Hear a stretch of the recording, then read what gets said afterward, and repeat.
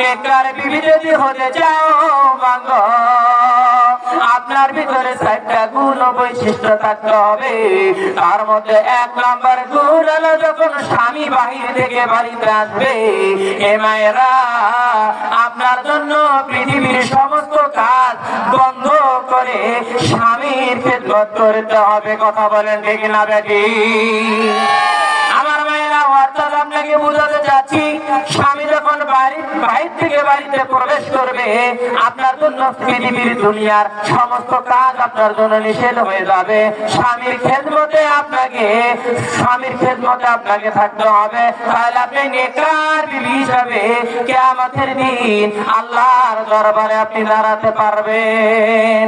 আমার মায়েরা রে, স্বামীর খেদমত ছাড়া কোন নারী জান্নাত যাইতে পারবে না। আমার মায়েরা রে, যে নারীর ব্যাপারে স্বামী খুশি, ওই নারীর ব্যাপারে আমার আল্লাহ খুশি। কথা বলেন ঠিক না বেটি?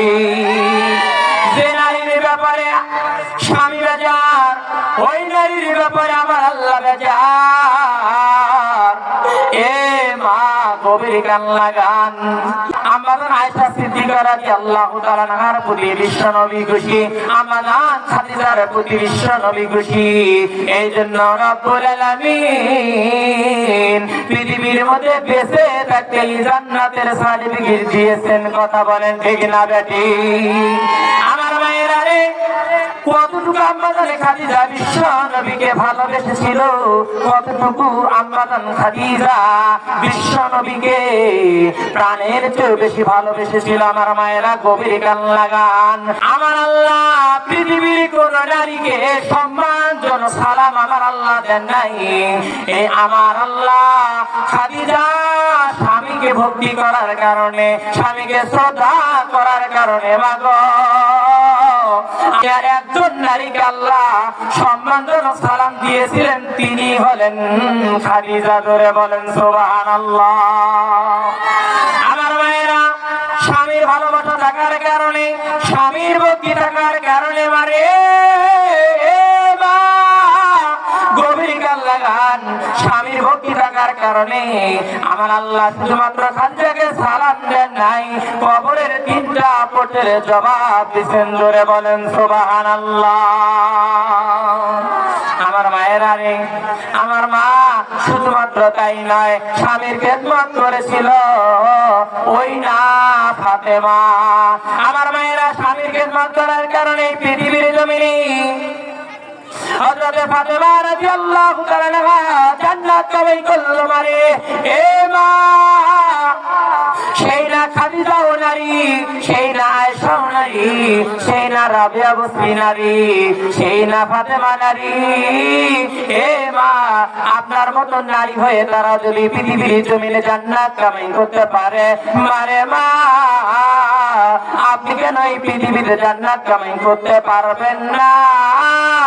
এ মা, অনুরোধের সহিত বলতেছে আমার মায়েরা, স্বামীর ভক্তি করো, কপাল খুলে যাবে।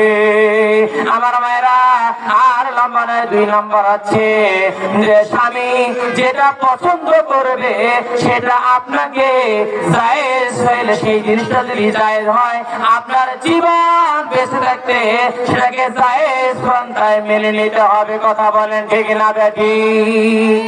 আমার মায়েরা, স্বামী যেটা পছন্দ করবে সেটা আপনাকে অবশ্যই পছন্দ করতে হবে। তাহলে আমার আল্লাহ আপনার উপর খুশি থাকবেন, আর আপনি নেককার বিবি হিসাবে কিয়ামতের দিন পরিগণিত হবেন। আমার মায়েরা, স্বামী যদি আপনাকে চায় যে আমার সামনে হাতা কাটা বেলা পরে আমার সামনে চলতে হবে, আমার মা সেটাই আপনাকে মেনে নিতে হবে। আমার মা স্বামী যদি চায় মাথার চুলকে খোলা রেখে গৃহের ভিতরে, বাড়ির ভিতরে আমার সামনে থাকতে হবে, এ মা সেটাই আপনাকে করতে হবে।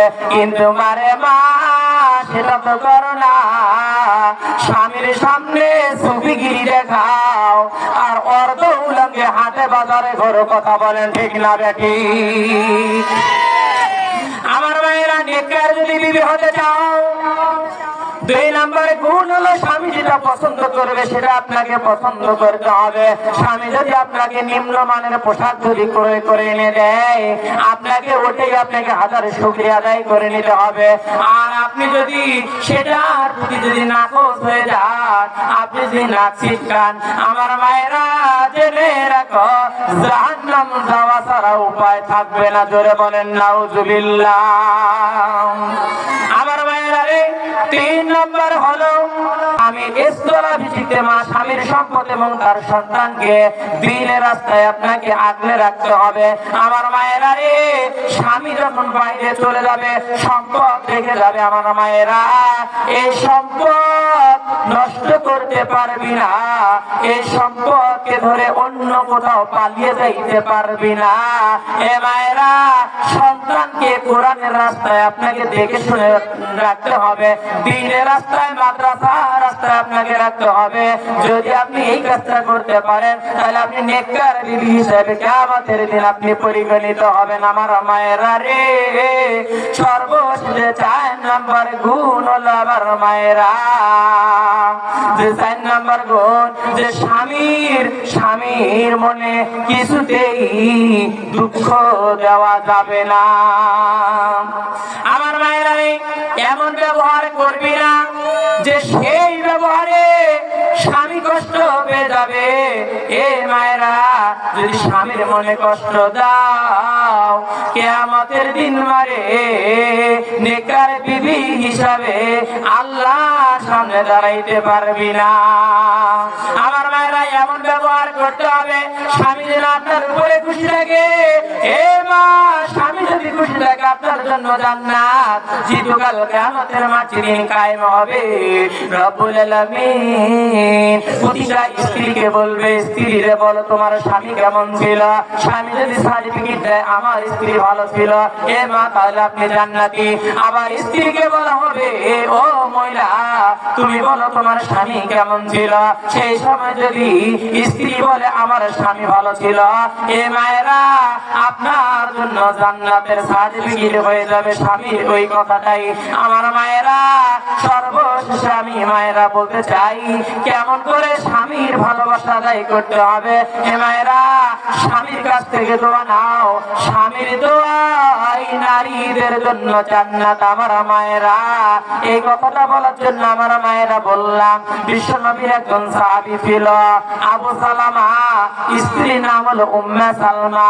2 স্বামী স্ত্রী ঘুমায় গিয়েছে আমার মায়েরা রে, কিন্তু স্ত্রী স্বামীকে ডাক দিয়ে বলতে, স্বামী রে আমি বিশ্বনবীর হাদিসে পড়েছি, বিশ্বনবীর মুখ থেকে শুনেছি, যদি কোনো স্ত্রী স্বামীর আগে মারা যায়, স্বামী যদি স্ত্রীর আগে মারা যায়, একে অপরে যদি বিবাহ যদি এই পৃথিবীতে যদি না করে, তাহলে কাল কিয়ামতের দিন ওই স্বামী স্ত্রীকে একসঙ্গে করে আল্লাহর জান্নাত দিয়ে দিবে। আমার মায়েরা, স্ত্রী জিজ্ঞাসা করেছে,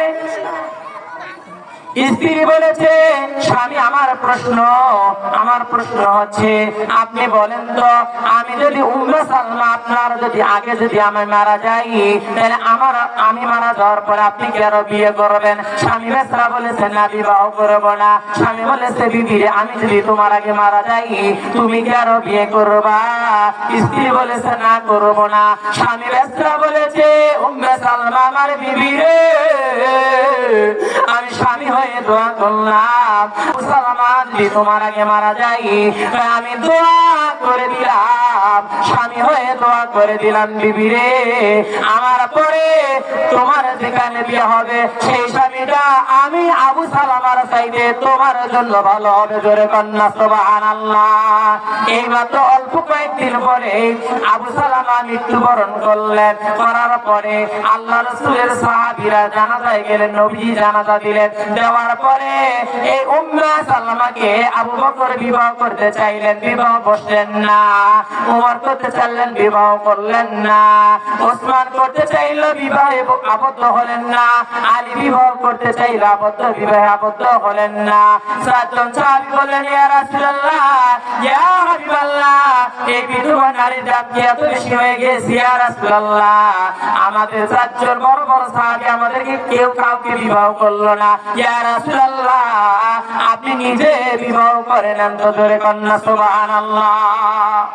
আমার রাসূল যখন উম্মে সালমাকে বিবাহের জন্য যখন প্রস্তাব দিলেন, আমার মায়েরা রে, স্বামীর দোয়া কেমনে কবুল হয়? মারে মা গভীর গান লাগাও। এবার আমার রাসূল যখন তাকে বিবাহের প্রস্তাব দিলেন, দেওয়ার সঙ্গে সঙ্গে নারী বললেন, লাব্বাইকা সাদাইতা আলাইকা ইয়া রাসূলুল্লাহ, আমি আপনার প্রস্তাবে রাজি আছি, জোরে কন্যা সুবহানাল্লাহ। এ মা, স্বামীর দোয়ায় নবীর সঙ্গে বিয়ে হয়ে গেল রে মায়েরা।